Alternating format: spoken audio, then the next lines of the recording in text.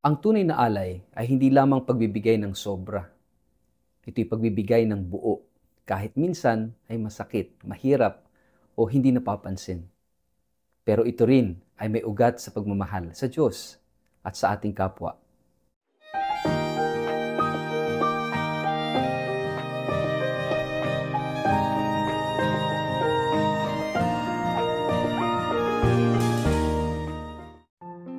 Ang mabuting balita ng Panginoon ayon kay San Lucas. Si Jesus ay umalis sa sinagoga at nagpunta sa bahay ni Simon. Nagkataong ang biyenan ni Simon ay may mataas na lagnat, kaya't nakiusap sila kay Jesus na ito'y pagalingin.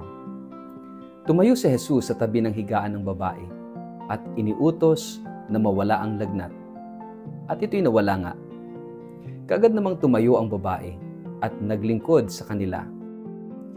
Pagkalubog ng araw, dinala ng mga tao kay Jesus ang lahat ng mga kasamahan nilang may sakit, anuman ang karamdaman ng mga ito.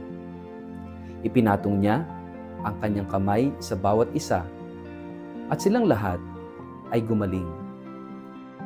Lumabas sa marami ang mga demonyo na sumisigaw, "Ikaw ang anak ng Diyos."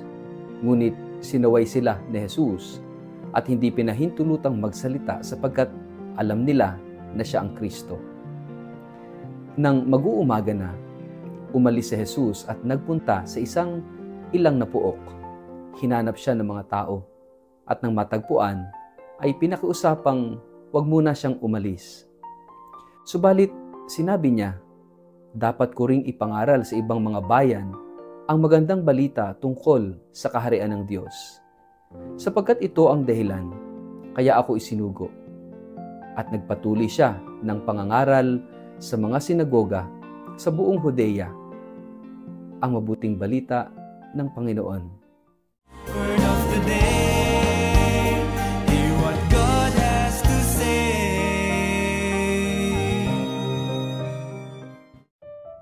Mapagpalang araw po sa inyong lahat. Kumusta po kayo? Ang ating word of the day ay offer. Sa ating ebanghelyo ngayon, pinapakita ni San Lucas ang larawan ni Jesus na tila walang kapaguran mula sa sinagoga kung saan siya nagturo at nagpalayas ng masamang espiritu. Siya ay nagtuloy sa bahay ni Simon Pedro. Doon ay hinarap niya ang isa na namang may sakit, ang biyenan mismo ni Simon na may matinding lagnat. Lumapit sa kanya ang mga tao at walang pag-atubili, kanyang pinagaling ang babae. Agad itong bumangon at naglingkod sa kanila. At sa paglubog ng araw, dumagsa ang napakaraming tao na may samot-saring sakit o karamdaman. Dinala nila kay Jesus ang kanilang mga mahal sa buhay at isa-isa niyang pinagaling ang mga ito. Isa-isa, hindi niya minadali, hindi siya umiwas. Wala siyang sinabing, pagod na ako o bukas na lang. Sa halip, inialay niya ang bawat sandali ng kanyang presensya upang damayan, pagalingin, at mahalin ang bawat isa. Sa madaling salita, ang salita na pinagninilayan natin ay alay o offer. Isang salita na may bigat, lalim at sakripisyo. Isang salita na tumutukoy sa pagbibigay ng sarili. Hindi dahil sa obligasyon, kundi dahil sa pag-ibig. Sa Ebanghelyo, hindi lang kapangyarihan ni Jesus ang ipinamalas. Ipinakita rin niya ang isang puso na handang mag-alay ng oras, ng lakas, ng pagmamahal. Hindi lang siya gumagawa ng kababalaghan. Inialay niya ang kanyang sarili sa mga taong nangangailangan. Ang kanyang misyon ay hindi isang trabaho na sinusukat sa oras. Hindi siya parang manggagamot na may clinic hours. Ang kanyang misyon ay isang pag-aalay ng buong sarili para sa pagpapagaling, pag-asa, at pag-ibig ng sangkatauhan. Pero mapapansin nating hindi rin niya pinabayaan yung kanyang sarili. Sa kalagitnaan ng abalang paglilingkod, umalis siya at nagtungo sa ilang upang manalangin. Doon sa katahimikan, inialay niya ang kanyang sarili sa Ama. Ang pagiging bukas palad niya sa tao ay nakaugat sa pagiging bukas puso niya sa Diyos. Napapanahon ito sa atin ngayon. Sa mundong puno ng pagod, stress, obligasyon at pagkabigo. Marami sa atin ang nauubos. May mga magulang na araw-araw nag-aalay ng oras at lakas para sa pamilya. May mga guro na kahit kulang ang sahod ay patuloy na naglilingkod. May mga pari at relihiyoso na tumutugon sa tawag ng misyon. May mga kabataan na pilit na lumalaban sa gitna ng kawalang katiyakan. At minsan, sa gitna ng ating mga alay, tayo'y napapagod. Minsan, nawawalan tayo ng direksyon o ng motibo. Kaya napakahalaga ng ginawa ni Jesus, bumalik sa Ama.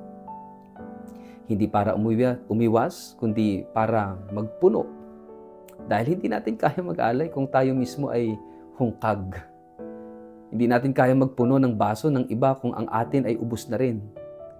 Ang tunay na alay ay hindi lamang pagbibigay ng sobra. Ito'y pagbibigay ng buo. Kahit minsan, masakit, mahirap, o hindi napapansin.